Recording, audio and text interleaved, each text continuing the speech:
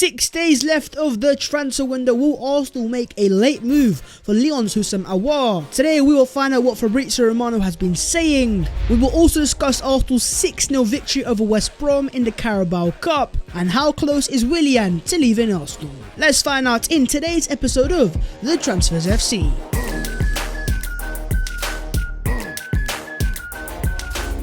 Yo, what is going on, guys? My name is Baz14 and Arsenal finally have their first win of the season, 6 goals. It stings, you love to see. As per, if you do enjoy, make sure to go down there and smash a like on the video, subscribe to the channel if you are new, as we are on the road to 60,000 subscribers. And starting off with the Arsenal transfer news with Houssem Aouar. Today we have an update from Mr.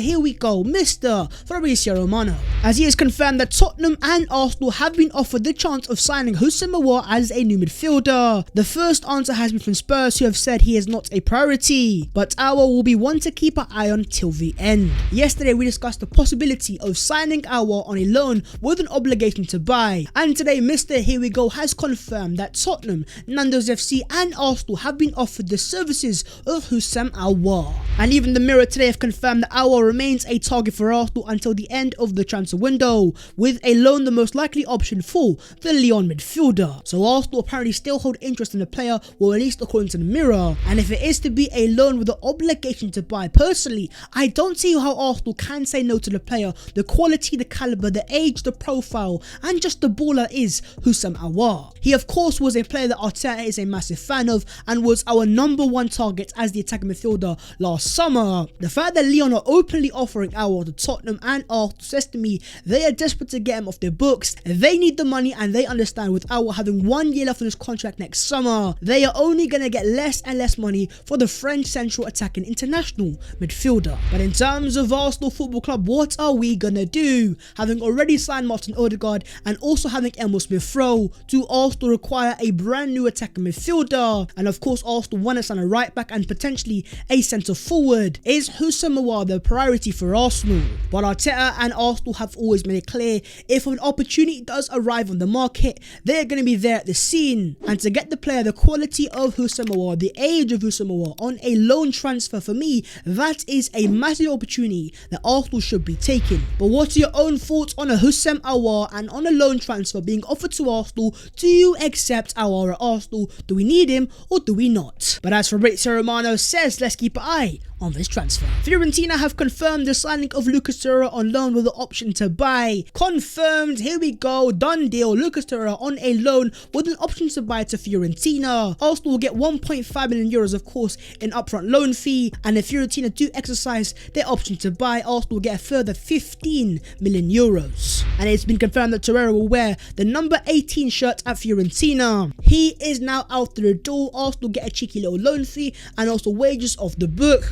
And most importantly, in the case of Aouar, it opens up the Arsenal number 11 shirt, which was previously worn by Odegaard, who now has number 8, and before that Lucas Torreira. The number 11 shirt is available. Houssem is available. He's been offered to Arsenal. I'm not trying to get you guys excited for no reason, but things are all falling into place. Arsenal, it's over to you.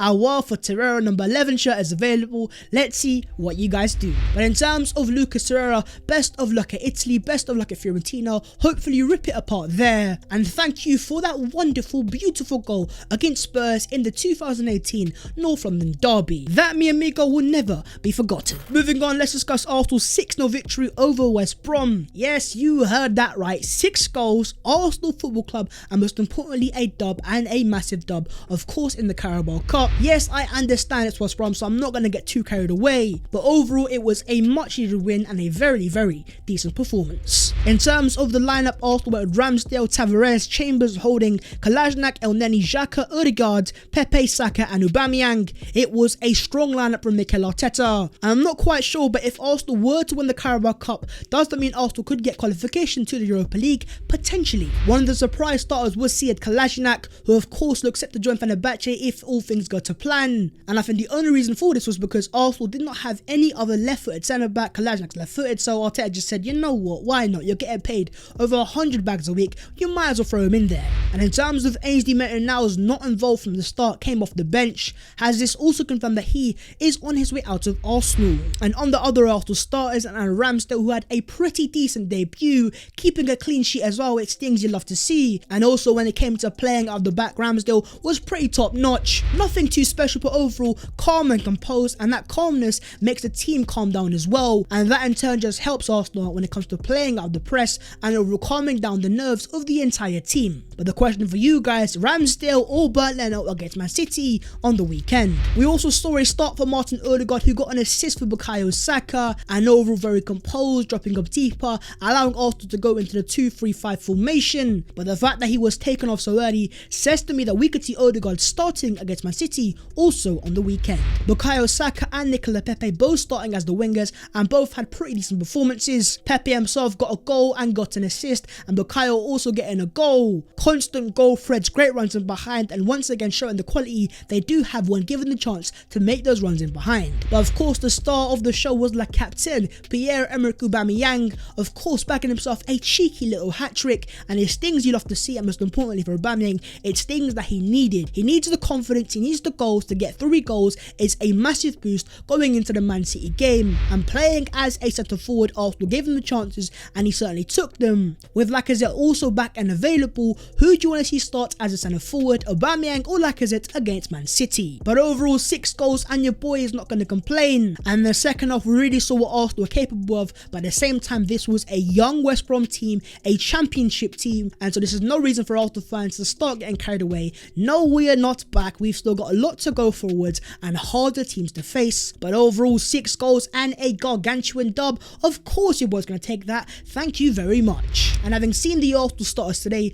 out of all those players, who do you want to see start against Man City in the crunch game on the weekend? Okay, then moving on to the other Arsenal news today, and starting off with man like Willian, the Brazilian international Arsenal winger. But is he Arsenal for much longer? Well, his agent Kia Jorbajan or Willian's proposed move to Corinthians, we are excited to make it happen. For me, it is very important to help him as much as I can. As the agent of Willian confirmed that the player is on his way to Corinthians, personally, I think so. And even Fabrizio Romano says the work is in progress for Willian to Corinthians and Kolasinac to Fenerbahce. Once we get Willian and Kolasinac out of the door, that opens up massively when it comes to the wages, and that will only help our Arsenal when it comes to incomings, as we have more wages to operate with and to give any potential incoming transfers. But on Willian, Simeone Rovera of RMC Sport says that AC Milan are looking closely at Arsenal's Willian, as Paolo Maldini likes the player. He's been offered to the Serie A club, and it could be something opportunistic on the free transfer for the final days of the window according to RMC. In terms of Arsenal, it's pretty clear. Once we terminate the contract of Willian, he is free to go wherever he wants to. Whether it's AC Milan or Corinthians, my friend, it is all down to you. So AC Milan, if you want a world-class Brazilian international, Chelsea, Premier League winner winger in Willian, then he is your guy. Take him away on a free transfer. For me, it's a pretty decent deal. According to Dutch source NOS, Andre Onana was very close to a move to Arsenal in recent months.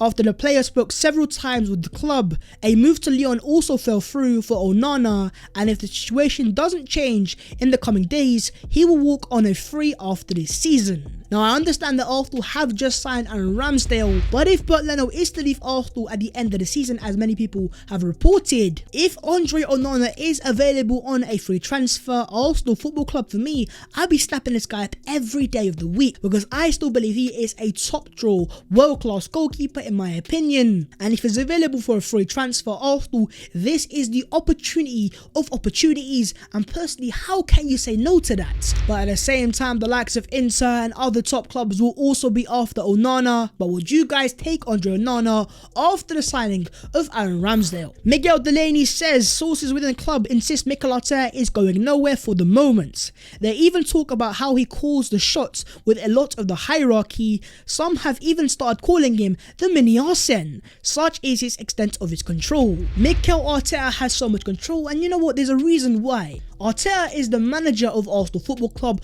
no longer head coach. If you look into into the Premier League, there's a lot of head coaches but not many managers. In terms of manager, he just has so much more power and responsibility. And in terms of Arsenal, there is a reason why they have backed him so much and they're yet to sack him. Because it seems like from the outside looking in, the Arsenal board see this guy as the Messiah, as the great one, as the next Pep Guardiola. And it is that self-belief in Mikel Arteta for the reason why they've backed him so much in the transfer market and why they are still backing him after the first 2 defeats of the season. And yes, we might have won 6-0 today, but if we were to lose against Man City on the weekend, that would be 3 Premier League losses in a row. If Arsenal were to then back Arteta even after that, that would be a massive statement to how much they believe Mikel Arteta is that guy.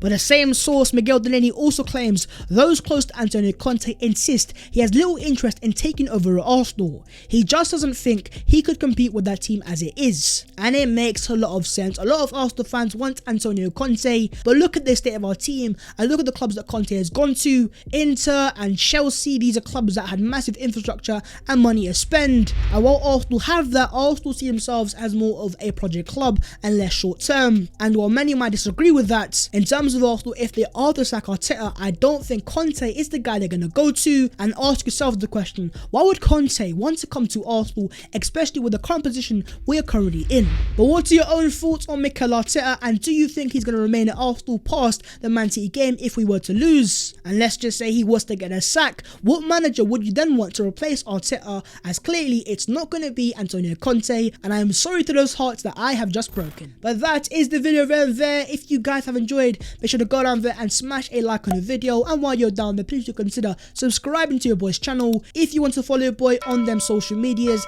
then the links will be down below in the description. But that was the latest episode of the Transfers FC. I hope you guys have enjoyed, and in terms of Arsenal 6-0, you'll have to see it. Odegaard, Saka, Aubameyang, fantastic, Pepe as well. But now Aouar right back, we're gonna have to wait and see. I'll see you guys later in a bit.